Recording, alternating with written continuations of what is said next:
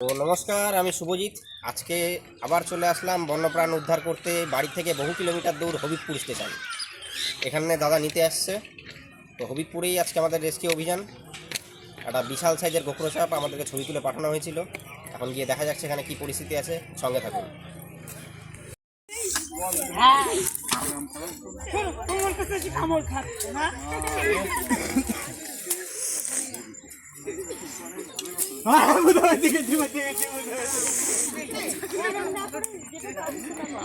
বিশাল ভাই, বিশাল দেখেছি।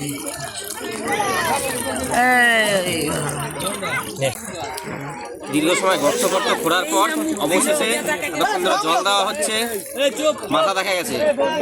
দেখা যাক কতক্ষণে বেরোয়। জল দেওয়া হচ্ছে এখন। মেলা বসে গেছে পুরো।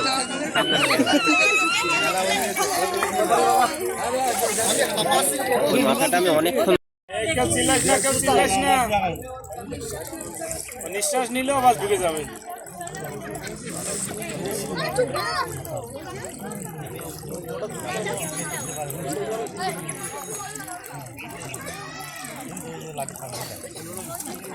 হবে না, বেশি বোঝে না, বললে কথা শুনে না কিছু।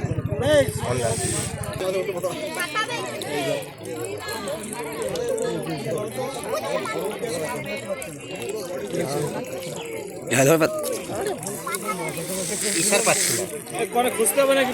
জানি যাবো, তুমি জানি যাবো। ওই তুমি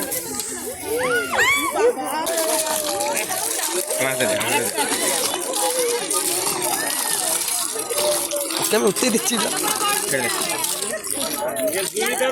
সরো, রাস্তা নিয়ে যাবো, সরো।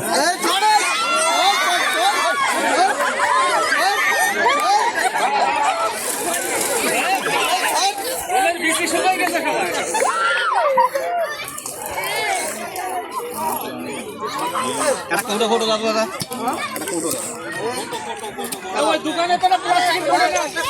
দেখি রাগ নেই কেন?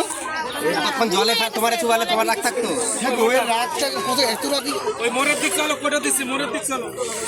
মোড়ের দিকটা করোনা এখানে নিয়ে আসতে বলো, এখানে নিয়ে আসতে বলো। সামনে ওরকম যাওয়া যাবে না। ওই পিছা, পিছিয়ে যা, পিছিয়ে যা, পিছিয়ে যা, আরো পিছা।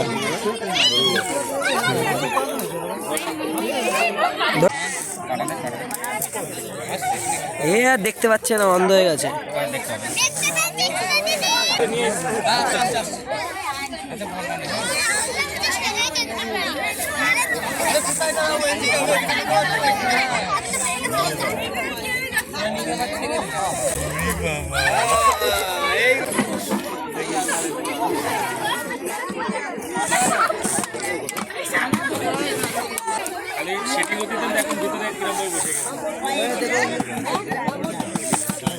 মুখ উপরে, মুখ উপরে আছে।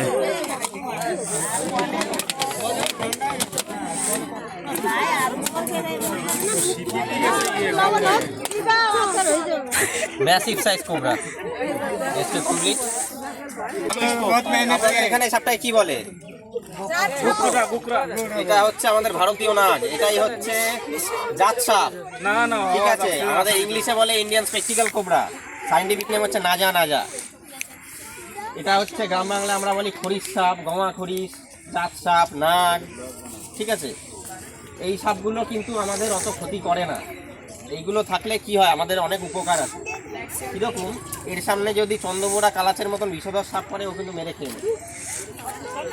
এরা আগেই ফনা তুলে সতর্ক করে যে আমার থেকে দূরে থাকে। এরা কিন্তু চট করে কাউকে কামড়াতে আসে না। এটা কি সাপ?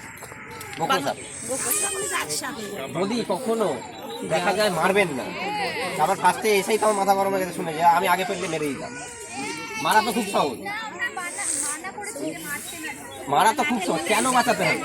আচ্ছা, এই সাপটা সবাই বলছে যে আমাকে বললো যে মেরে ফেললেই তো হতো। কেন বাঁচাবো সাপটাকে? সাপটা আমাদের কোন উপকারে দেবে? বলছে সাপটা বাঁচিয়ে কি হবে, কোন উপকারে দেবে? একটা সাপ, ঠিক আছে, একটা সাপ বছরে যে পরিমাণ ইঁদুর খায়, ইঁদুর আমাদের প্রথমত কৃষকের ফসল নষ্ট করে ফেলে, পুরো সাফ করে ফেলে, বাড়ি ঘরে ঢুকে তার বাড়ি ঘরের অবস্থা খারাপ করে দেয়। তাছাড়া এই যে সাপগুলো কেন বাঁচাতে হবে, এই সাপের যে বিষ, ঠিক আছে, এই সাপের বিষ থেকে বিভিন্ন মারণ রোগের ওষুধ তৈরি হয়। আজকাল ঘরে ঘরে সবাই কোনো না কোনো রোগে ভুগছে। এই সাপগুলো বাঁচালে এই সাপের বিষের থেকে কিন্তু আমাদের নানান রকম রোগের ওষুধ তৈরি হয়। আর ধরুন কাউকে সাপে কামড়েছে, এমনকি সাপে কামড়ানোর অ্যান্টিভেনাম পর্যন্ত এই সাপের বিষের থেকেই তৈরি হয়।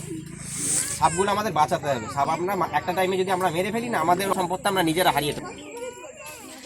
তো যদি কখনো দেখা যায় নিকটবর্তী যে কোনো ফরেস্ট ডিপার্টমেন্ট হোক, রেস্কিউ টিম হোক, তাদের সাথে কন্ট্যাক্ট করবেন, মারবেন না। আর এই যে সাপের এটা হচ্ছে ইন্ডিয়ান স্পেকটিক্যাল কোবরা, এর যে ভেনাম কম্পোজিশন হচ্ছে এটা হাই লেভেলের নিউরোটক্সিক ভেনাম। কামড়ালে কি হয়, নার্ভাস সিস্টেমের উপর এফেক্ট করে বা স্নায়ুতন্ত্র ড্যামেজ করে দেয়। সময় মতন চিকিৎসা না হলে পরে মৃত্যু অনিবার্য। এখনো প্রচুর জায়গায় মানুষ সচেতন না, গ্রামের দিকে বলুন, শহরের দিকে বলুন, যদি সাপে কামড়াচ্ছে মানুষ চলে যাচ্ছে কোথায়, ওঝা বাড়ি, তান্ত্রিকের বাড়ি, গিয়ে নিজের মূল্যবান সময়টা ওখানে নষ্ট করছে, জীবনটা চলে যাচ্ছে।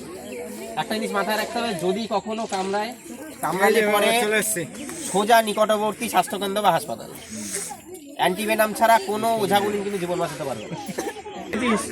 তাহলে এখন আসছি তাহলে দাদা, আমরা যদি আবার দেখা যায় আমরা আবার আসবো, বা নিকটবর্তী যে কোনো ফরেস্ট ডিপার্টমেন্টে কল করতে পারো।